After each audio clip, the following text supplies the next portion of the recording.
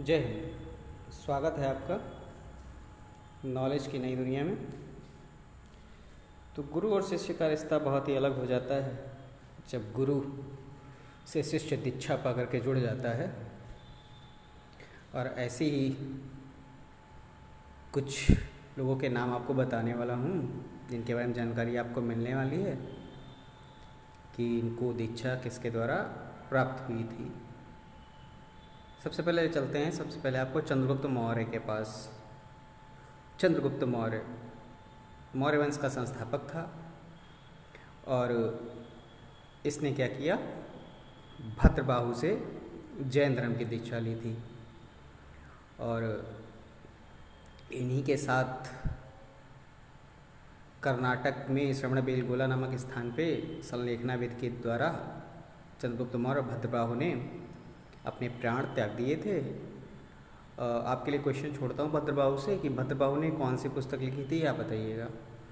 फिर चंद्रगुप्त मौर्य का पोता अशोक, बिंदुसार का पुत्र और चंद्रगुप्त मौर्य का पोता अशोक, ये महाशय वही अशोक हैं जिन्होंने 261 ईसा पूर्व में कलिंग को जीता था। और कलिंग में जो रक्तपात हुआ, नरसंहार हुआ, उसको देखने के बाद में व्यथित हो गया था और उस व्यथा को फिर समाप्त किया था उपगुप्त ने। तो उपगुप्त ने अशोक को बौद्ध धर्म की दीक्षा दी थी, ध्यान रखिएगा। चंद्रगुप्त मौर्य को जैन धर्म की दीक्षा दी थी भद्रबाहु ने, और अशोक को बौद्ध धर्म की दीक्षा दी उपगुप्त ने। संघमित्रा, संघमित्रा का नाम आया है तो आप पढ़ते रहते हैं और आप जानते हैं कि संघमित्रा के साथ महेंद्र का भी नाम आता है। महेंद्र और संघमित्रा को अशोक ने श्रीलंका भेजा था बौद्ध धर्म के प्रचार के लिए।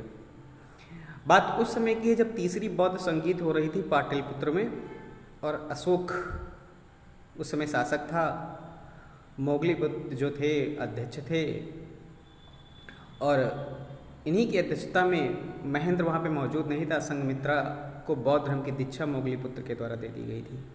तो ध्यान रखिएगा, महेंद्र और संघमित्रा अशोक के पुत्र और पुत्री थी। संघमित्रा पुत्री थी और महेंद्र उसका पुत्र था, और दोनों को अशोक ने भेजा था श्रीलंका में बौद्ध धर्म के प्रचार के लिए। श्रीलंका को कौन से महासागर का मोती कहा जाता है, आपके लिए क्वेश्चन छोड़ूंगा, आप बताइएगा। नेक्स्ट, मीनांडर।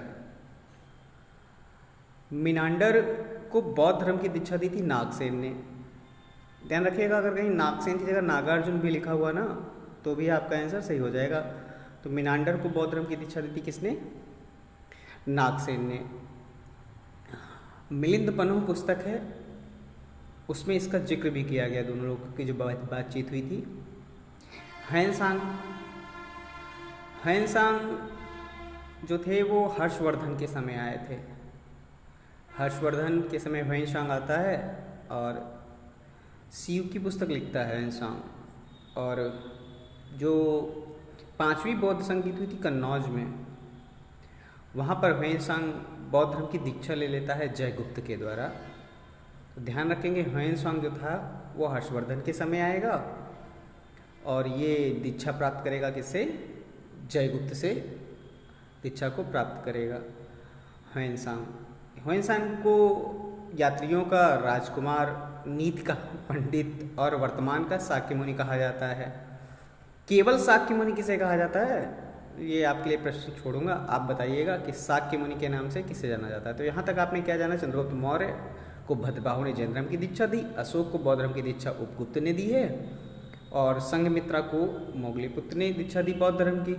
मीनांडर को बौद्ध धर्म की दीक्षा नागसेन या नागार्जुन ने दी थी। हैंसांग को बौद्ध धर्म की दीक्षा दी है जयगुप्त ने। एक और लिए जाइए, भीमराव अम्बेडकर। भीमराव अम्बेडकर ने बौद्ध धर्म की दीक्षा प्राप्त की थी भदंत चंद्रमणि से। तो भीमराव अम्बेडकर को तो आप जानते होंगे, प्रारूप समिति के अध्यक्ष थे और तीनों गोलमेज सम्मेलन में शामिल रहे थे। भारतीय कानून का पिता कहा जाता है। आधुनिक युग का मनु भी भीमराव अम्बेडकर को ही कहा जाता है। तो भीमराव अम्बेडकर को बौद्ध धर्म की दीक्षा दी भदंत चंद्रमणि ने। भीमराव अम्बेडकर से आपको क्वेश्चन छोड़ना चाहूँगा, आप ये बताइएगा कि भीमराव अम्बेडकर की जो समाधि है उसको किस नाम से जाना जाता है, इसके बारे में आप कमेंट करके मुझे बताइएगा। तो इतनी इच्छा बहुत है आपकी शिक्षा के लिए, उम्मीद करते हैं कि आपको ये पसंद आएगा, आप अपने दोस्तों को शेयर करेंगे, कमेंट करिए और अपने दोस्तों से बोलिए सब्सक्राइब करने के लिए। जल्दी से 1000 होने वाले हैं और जिस दिन 1000 हो जाएंगे उसके अगले दिन ही बोर्ड के सामने आकर के आपको पढ़ाऊँगा और बहुत अच्छे से आपको पढ़ाऊँगा। तो मिलते हैं अगले वीडियो में अगली जानकारी के साथ। इसको समाहित रखिए अपनी जानकारी में। तब तक के लिए जय हिंद, विजय हिंद। अपना और अपनों का ख्याल रखें, अपने लिए जिएं, सपनों के लिए जिएं, अपनों के लिए जिएं। जय हिंद, विजय हिंद।